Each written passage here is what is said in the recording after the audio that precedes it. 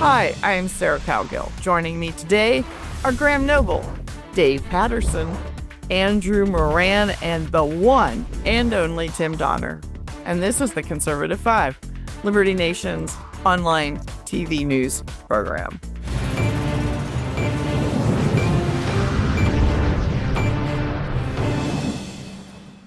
The Bears, and arguably the most iconic name in the NFL franchise, well, they're bugging out of their city and state for greener, less bullet-riddled pastures. Hammond, Indiana is the new home den, supposedly, for the Chicago Bears. And they've been scouting for a bit. But can you imagine being the mayor and governor that loses the Bears? Joining us today, and it's a real treat, is Mr. Tim Donner, and he has the floor for just a couple of minutes to get us rolling. You mean rolling on the floor? Is it? Okay. Yes. To say the Bears are an iconic franchise is an understatement. First of all, they had the most memorable and lopsided championship victory in NFL history when they beat the poor, impoverished Washington Redskins 73-0.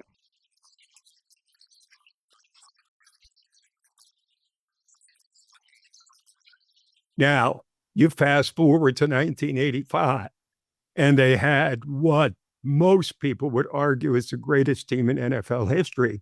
They lost one game. The Dolphins actually went undefeated in another season, but the Bears in 85 were absolutely crushing people, including a 46-10 win in the Super Bowl over the Patriots, who apparently had been out drinking heavily the night before. But be that as it may. So not just the Bears, but Ditka. Mike Ditka became an iconic figure. And I remember in an SNL skit, let's say exaggerated Bears fans sitting around a table and they were saying... Not so. I have Bears fans in my world. Okay, I'm just talking about these particular ones, Sarah. They were sitting around the table and one of them said, "Hey, if Ditka took on the entire Dallas Cowboys, you think he would beat them?" And the guy would go, "Yeah, it'd be like Ditka 58 and the Cowboys 3. And that's how iconic a figure Mike Ditka became, in the whole American culture.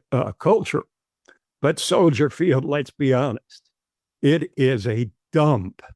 Most people say it. They have not put sufficient effort into improving it. Although, as I understand, the Bears are trying to use this as a cudgel, still trying to get a better deal from Chicago. Yeah, Andrew, tell us why Indiana's better. Well, because Sarah lives there, of course. And that's the only reason I can think. But the only reason. Well, there you have it. What cannot bear when it comes to these types of stories? That's a pun. I don't know if you recap that. Anyway, are the fact that taxpayers always, for the most part, have to fund these lavish stadiums. So Indiana taxpayers, the lawmakers, they approved legislation where taxpayers have to cover to a tune of at least $1 billion to pay for a $5 billion stadium. And governments the number is probably going to be a lot higher. They're going to say, "Oh, we need $500 million more," all that case. But how much are the Bears worth? The franchise is worth $6 billion, and the owners are worth $1.3 billion. They can't fund it themselves. They can't go to private creditors. It's absolutely nonsense that taxpayers have to on the bill for this. The economic literature on this is very clear. These things are not good return on investments for taxpayers at all. The common theme is that they're economic growth drivers. They'll lift wages. But for the most part, that is complete poppycock. That does not happen. Even on the wages front itself, the lowest of wages in the area surrounding a stadium, they grow by 0.2% or $50 a year annually. And that's various studies. So various estimates happen. So overall, these things do not benefit. And also, you have another issue, too, when the city is on the grow and you're diverting public resources to a private stadium, that actually hurts the local economy even more as time goes on. So, this whole idea that sport, even in, entrenched sports teams, Chicago Bears, Chicago Cubs, Chicago White Sox, or major international events like World Cup and the Olympics, they're not long-term net drivers of. Just so you know, Andrew, there is no Hammond economy. This will be Hammond's economy. Well, Tim made a good point though off air. He says, a lot of stadiums are now going to suburban. So I haven't seen a lot of data looking at suburbans, just the metropolitan area. So perhaps this will defy. Again, it's Hammond, Indiana. It is not Indianapolis. It's not a big city. Okay, I'm done talking to you, Andrew. Yeah, it's a small town. That's what I'm saying. There's no buzz. data on You're that. killing my buzz. I'm gonna. Well, that's very similar to what the Patriots did when they built one stadium and then another one in Foxborough, Massachusetts, which is a tiny town. It's just a blip on the map. And the Jets and Giants did that when they moved across the Hudson River to New Jersey.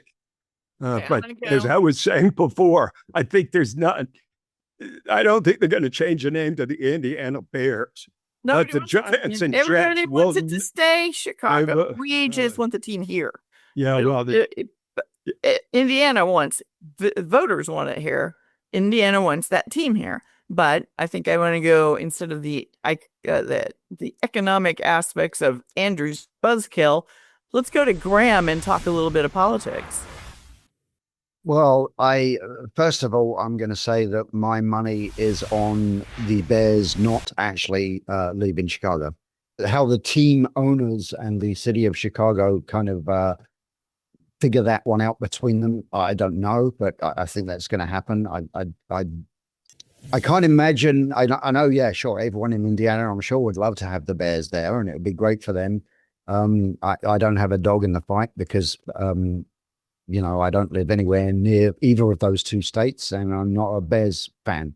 But I don't know. I just can't imagine Chicago ending up letting the Bears go. It would be just the political fallout for Pritzker and Johnson, because all their predecessors prior have just killed. I don't know any kind of happiness. Is the fallout really going to be that great? I mean, Brandon Johnson is at 6% approval at one point, at least, the mayor of Chicago, but they keep electing progressive Democrats as mayor of Chicago and as governor. So I don't see anything changing. I don't see any Republicans on the horizon that could come in and change things. So maybe Brandon Johnson and J.B. Pritzker don't really care that much. Well, they should. I didn't say they shouldn't. I said maybe they don't. Losing the Chicago Bears, Dave, correct me if I'm wrong, will politically haunt their sorry asses for the rest of their political and even into historical lives. Andrew, let Dave speak. Yeah, right. Okay. I think you're right about that. I mean, they're so iconic as to give them an extraordinary amount of staying power, and but at the same time, you have to look at the fact that during the height of the negotiations here, the Illinois legislature went out, and so there's nothing going to come from Springfield to change any sort of decision at this point. But I'm a Bears fan, and growing up on the north side of Chicago, you're a Bears fan, and you're also a Green Bay Packers fan, and nobody sees any schizophrenia in that at all. What? Wait. Hold on to that. I want test. I think Green Bay would not agree. No, I want testimony from Packers and Bears fans to that effect, Dave. I'm sorry. I just need. Well, you're looking at somebody who's not schizophrenic, and I'm not either. But the Chicago Bears, I mean, they have such a storied history. Formed in 1920 as the Decatur Staleys. I mean, for Joe Hallis.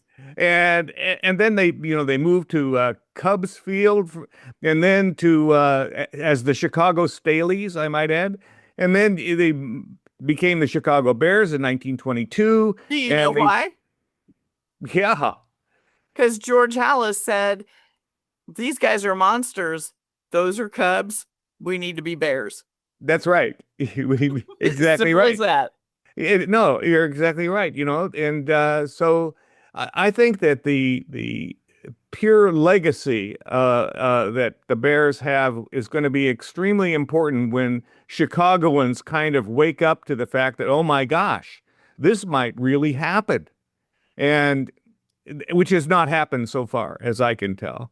But the Bears still haven't bested the Rams for how many times they've moved. Yes. Can we pivot the conversation to baseball? Can we talk about baseball? No. Entirely kidding. But No. Sarah, I have a question for you. Sarah, you're asking all the questions. I want to ask you a question. I'm in charge. You're not on that. I'm gonna fire you, Andrew. I'm in charge. Okay, yes. That's the Again. question. You're going to fire him again. Again. I mean, you and me, Tim, we're talking about this after the show. Okay, Andrew, what's your question? What should Johnson and Pritzker do? Should they give the Bears $1.5 billion, $2 billion to build? Guess a team? what, should Andrew? they do? They can't. They don't have it. They can't even raise it. They're already overtaxed. Illinois is now combined local and state taxes, the highest state in taxes in this country. They don't have it. They can't raise it. They can't. Okay, so what should they do then? That's what I'm asking. That's Well, the fact is, Let 'em go Indiana to can. Indiana. Indiana can. That's the Yeah. point. Yeah, ask Indiana how to do that. I really think this could be a bit of a tempest in a teapot, because I was in New York when the Jets and Giants both moved to New Jersey, and nobody was attacking Rudy Giuliani for letting the teams leave. They understood the finances of the That was such situation. a calmer, nicer political time. Well, yeah, but it was also true when the Patriots moved out. Nobody blamed Michael Dukakis, who was governor at the time. They just said, that they moved out of Boston to Foxborough. This is happening all the time. Well, these The guys are- Redskins, now the Commanders, moved out of D.C. into Virginia, and now they're set to move back. So this happens, and fans deal with it. Fans don't care. Fans don't care. They Pretty want to get out much. of Illinois. I can guarantee you that. I know both sides of the aisle. I spend a lot of time on this, and especially on the social media aspect of the Bears. And the fans aren't worried about it because they'll travel for a place to park versus Soldier Field. What's 25 miles? They get a place to park. Well, okay. So we got to wrap this up, or I'm going to fire Andrew. So, Indiana has the funds, and they rolled out the welcome mat, helping the team get exactly what they wanted and needed. And really, the biggest losers aren't the fans. They will travel. And Soldier Field needs to just turn into a swap meet. I don't know what's going to happen there. But, the biggest losers, I believe, are Governor Pritzker and Mayor Johnson. So how are those illegals working out for you again? Thanks, panel. Thanks for watching.